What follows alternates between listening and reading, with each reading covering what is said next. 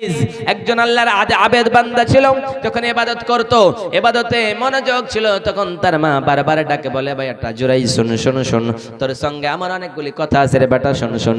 কিন্তু তার মা শুনতে চায় না, বারবার ডাকে কিন্তু শুনতে চায় না। এই মতো অবস্থায় তার মা দোয়া দিল, রব্বুল আলামিন তুমি আমার বেটার একটা কি করো, এইরকম অপবাদ ছাড়া আমার মৃত্যুবরণ দিও না। এইরকম যখন করলে দোয়া আল্লাহর দরবারে কবুল হয়ে গেল।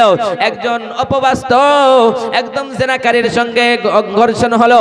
সেই সময় এলাকার মানুষেরা বলল, আবেদ ও জুরাইজ তুমি বড় আল্লাহওয়ালা মনে করো, কিন্তু তোমার আজকে বিচার হবে ওই মহিলাটার বাচ্চাটা কার, বলো বলো বলো। সেই সময় জুরাই আল্লাহর বান্দা আল্লাহর কাছে ডাক দিয়ে বলে, আল্লাহর বান্দা জুরাইজ আল্লাহর কাছে ডাক দিয়ে বলে, আল্লাহ, নামাজ পড়ানোর পরে ডাক দিয়ে বলে, আল্লাহ এই বিপদ থেকে আমারে বাঁচা নাও, তুমি যদি আমারে না বাঁচাও কেউ বাঁচাতে পারে না। সেই সময় জুরাইজ একটা ছোট্ট বাচ্চার দিকে ইশারা করে বলল, বল বল বল এই ছেলেটার বাবাকে। সেই সময় বাচ্চাটা বলেছিল, হাই রে, এই ছেলেটার বাবা আমার বাবা হলো অমুক জায়গার অমুকটা রাখাল। অর্থাৎ ছোট ছোট বাচ্চা কথা বলতে পারে, কারণ আল্লাহ যাকে ক্ষমতা দেয় ক্ষমতা কেউ শেষ করে দিতে পারে না। আল্লাহ যদি কোনো মানুষকে ছাড় দেয় কখনো ছেড়ে দেয় না। ফেরাউনকে ছাড় দিয়েছে কিন্তু ছেড়ে দেয় নাই, নমরুদকে ছাড় দিয়েছে ছেড়ে দেয় নাই, হামানকে ছাড় দিয়েছে কিন্তু ছেড়ে দেয় না। মসজিদকে যারা ভালোবাসবে এই মসজিদে নামাজ পড়তে চাইবে, আর যারা নামাজ কখনোই ধারে না তারা মসজিদকে ভালোবাসবে না, আল্লাহর ঘরকে ভালোবাসবে না। বিশ্বনবী সাল্লাল্লাহু আলাইহি ওয়াসাল্লাম বললেন, মান বানা লিল্লাহি মসজিদান বানাল্লাহু লাহু বাইতান ফিল জান্নাহ। বিশ্বনবী সাল্লাল্লাহু আলাইহি ওয়াসাল্লাম বললেন, দুনিয়ার মানুষেরা রে, যারা তোমরা মসজিদে বানাবা, একটা মসজিদে তোমরা ঘর দিবা, একখানা ইট দান করবা, কাল কিয়ামতের কোটে মুসিবতের দিনে আমি আল্লাহ তোমাদের জন্য জান্নাতে একখানা ঘর বানায়া দেব রে বান্দা। কিন্তু তোমরা একমাত্র মসজিদকে ভালোবাসো, আমরা দান করতে চাই না। সাহাবায়ে কেরাম রাদিয়াল্লাহু তাআলা আনহুর জামানায় যখন দানের কথা আমাদের নবী বলতেন, সঙ্গে সঙ্গে সবাই দান করে দিত, জান দিয়ে মাল দিয়ে লড়াই করে করে এই দিন ইসলামটাকে তিনি টিকিয়েছেন। বিশ্বনবী সাল্লাল্লাহু আলাইহি ওয়াসাল্লাম বললেন, আমার সাহাবায়ে কেরামেরা যুদ্ধের ময়দানের জন্য এতগুলি অস্ত্রের প্রয়োজন রয়েছে, এতগুলি টাকার প্রয়োজন আছে, কে তোমরা কি দান করবে বলো। সাহাবায়ে কেরামেরা সব কিছু এনে দেয়। ওমরে ফারুককে বলা হয়, ওমর রে তুমি কি দিলা? বললে আমি এইরকম দিয়েছি। আবু বকর তুমি কি দিলা? এরকম দিয়েছি। হযরত উসমান রাদিয়াল্লাহু তাআলা আনহু বললেন, না গো নবীজি, ওই যুদ্ধের জন্য অর্ধেক খরচ আমি দিয়ে দিলাম গো নবীজি। এইরকম করে করে যুদ্ধের ময়দানে দান করতেন। আবার নবীজি বললেন, মসজিদ বানাবো, তোমরা মসজিদের জন্য কি দিবা?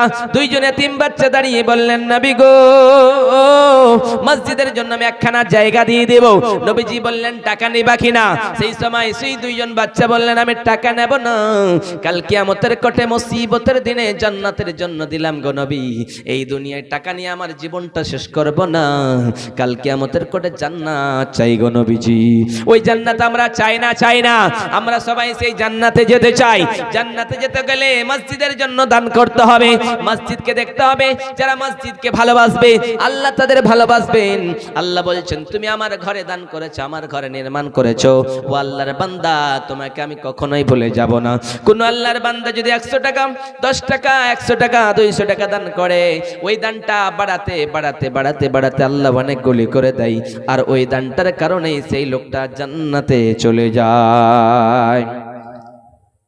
আপনাদেরকে এই মসজিদের জন্য আপনাদের দিকে হাত বাড়াচ্ছি, সেটা হচ্ছে আপনারা কোন আল্লাহর বান্দা আছেন, 1000 টাকা করে 10 জন দিবেন, বেশি চাইবো না। প্রথম নাম্বার 1000 টাকা করে আসেন। কোন আল্লাহর বান্দা প্রথম নাম্বারে যে এসে আমার হাতে দিয়ে যাবে, মাওলানা আমি 1000 টাকা দিয়ে গেলাম এই মসজিদের জন্য, তিনাকে আমি প্রাণ খুলে দোয়া দেব। এবং আরেকজন দেখতে চাই, কোন আল্লাহর বান্দা 5000 টাকা আল্লাহর ঘরে দান করবেন, 5000 টাকা একজন দেখতে চাই, শুধু একজন, এবং 1000 টাকা করে 10 জন চাই দেখতে। নারে তাকবীর। আরেকজন চাচা আমার এখানেতে আসিয়া 1000 টাকা দান দিল মসজিদের লাগিয়া, তাকে যদি সেই চাচা কোনো বিপদেতে বাঁচাইয়া নিও খোদা দান বদলেতে, ও গো আল্লাহ দয়াময় পাক রব্বানা মিটাইয়া দিও খোদা জীবনের গুনাহ, ও গো বাড়ি দোয়া করে দোয়া করব কত, আল্লাহ তুমি নেকি দিও নিজের মন মতো, আমিন আমিন। আরেকজন ভাই আমার এখানেতে এলো 1000 টাকা এই মাদ্রাসার নাম মসজিদের নামে দিয়ে গেল, তাকে যদি সেই ভাই কোনো বিপদেতে বাঁচাইয়া নিও খোদা দান বদলেতে আমিন আমিন আমিন।